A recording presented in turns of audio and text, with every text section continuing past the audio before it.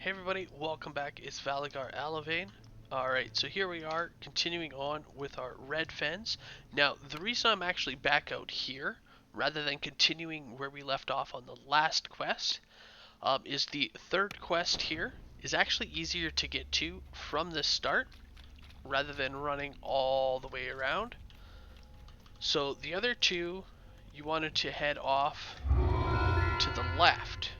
This one here is just actually right up here. So rather than running all the way from here, we're just right here, making it a lot easier to get to. So for this one, okay, here we are. So this one, instead of heading left, we are, well, we gotta head left to start off. Ooh, we got the right.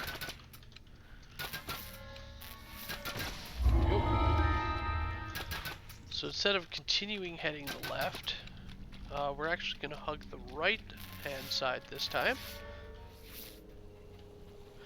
And just follow that here.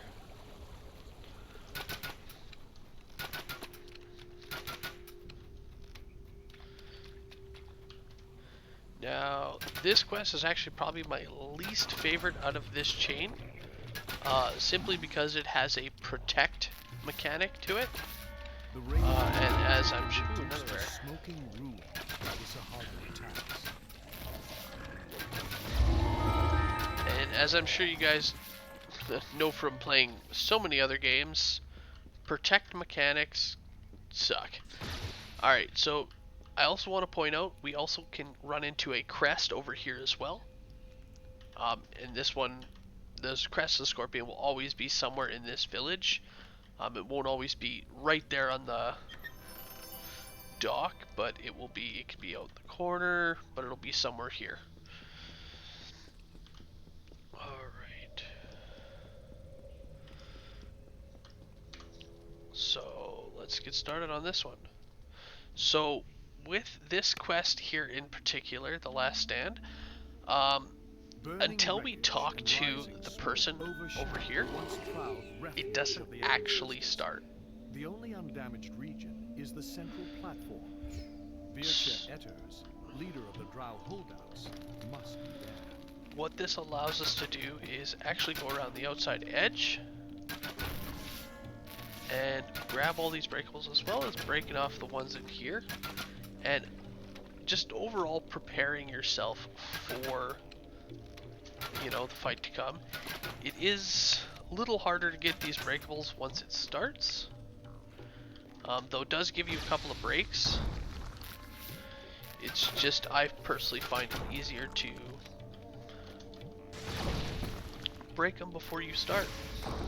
One less thing to worry about.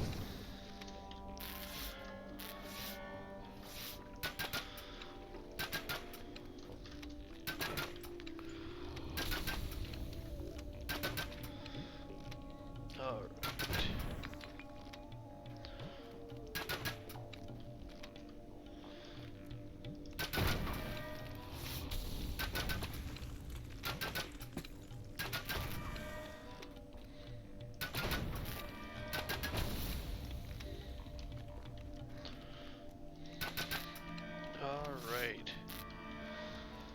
So I'm gonna grab these haste potions so I'm not targeting them. Money. So this is the guy that we gotta make sure doesn't die. So everybody else unfortunately can be cannon fodder and can die. It's not the end of the world, but if the main drow here dies, it's auto fail. So if you got any buffs, definitely once you talk to them, because if you try to cast them on first, for example, like here, it will just cast it on yourself even though we're targeted. As well, if you're trying to target, you can't even select a hireling to defend them there at that point. Alright, here. So what we're going to do is we're going to talk to them. The moment we do, we can target them. Oh, the almost. attack could begin at any moment. We gotta wait until... Here we go. Now we can target them, as you see on our Hireling, we got the shield, so we'll give him a blur. Sahagins spring from the water in all directions. Greater heroism. The battle has begun. And ultimately, we gotta just kill these Sahagin as fast as we can. Our hireling is set to defend her, or them. And yeah, it's just kill as fast as we can, keeping, you know, trying to keep as many of the little other guys alive, as the more of them there are, the easier it is on us as well.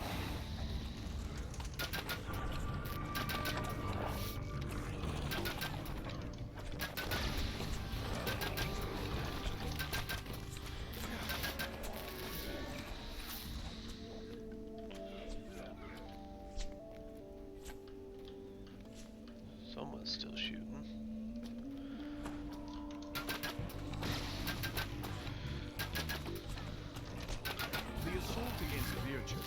Alright, so after that first little wave, we get a demolition of the village. So what it is there's people who definitely want to kill those Reapers.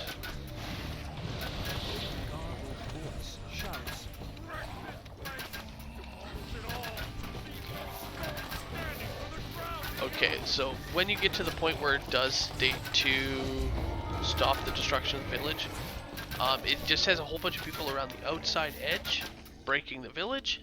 As you can see, you can get a named enemy, which dropped a chest here. I'm going to leave them for now, choosing to wait until we're at the end to actually grab our loot.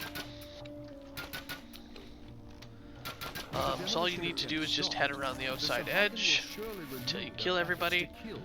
Once they're dead, of course, head back to the center.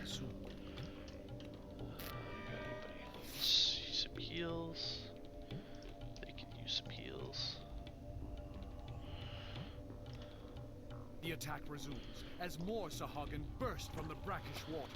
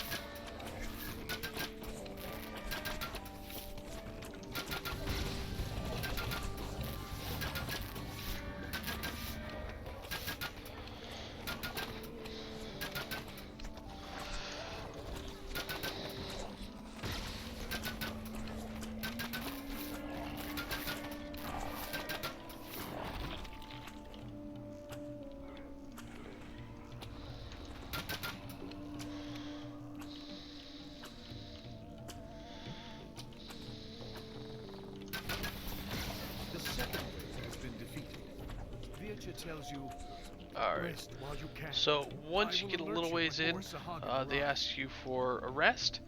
It does give you a small respite, as well as it spawns in a rest shrine for you to use. Of course, you know, take all the time you need. After that's completed, so after a little moment of that rest, they continue the fight again. So it's also a great time to, you know, heal everybody up, rebuff if needed, which I'm gonna actually cast a new blur on our person.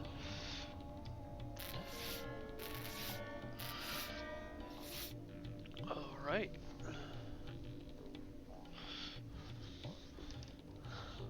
So at this point here, it is now our third assault. So we're almost done.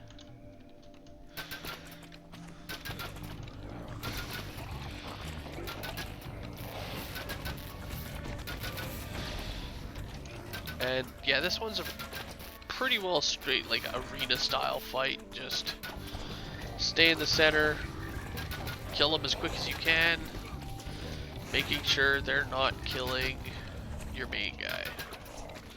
Again, hirelings are great for this because they will constantly heal the NPCs around you.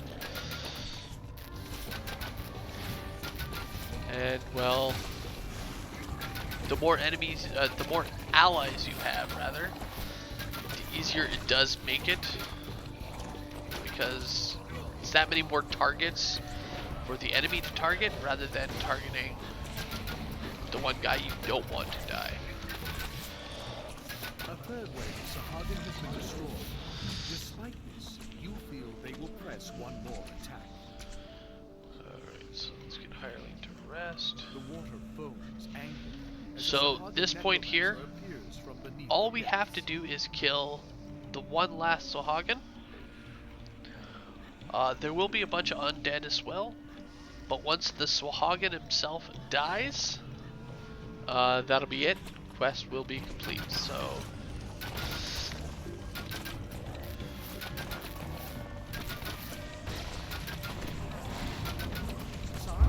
there we go. The undead fall. That's it. So once you're done, I do recommend taking one more run around the outside edge, as again there can be named enemies that spawn out here. So we got one of them. There is another one, an ooze. So it does not look like we got the ooze there. Alright. Well, and then finally, it's loot time. So if you get... so the quest itself always gives you 2. Then you get 1 extra chest per optional killed. So we only got the 1 optional, so we get 1 extra chest. And then our end chest, which will be the one on the platform here. This one can actually sometimes have named items. One in particular called the Twisted Talisman, which will take a little bit of your hit points away and then restore spell points. So this was obviously brought in long before the Lost Souls, allowing you some form of spell point regeneration. And of course this works in just standard elite, where you don't actually run into these Lost Souls. Now that we've completed all 3 of these quests here, I love how you can target them as enemies, but they're not actually enemies.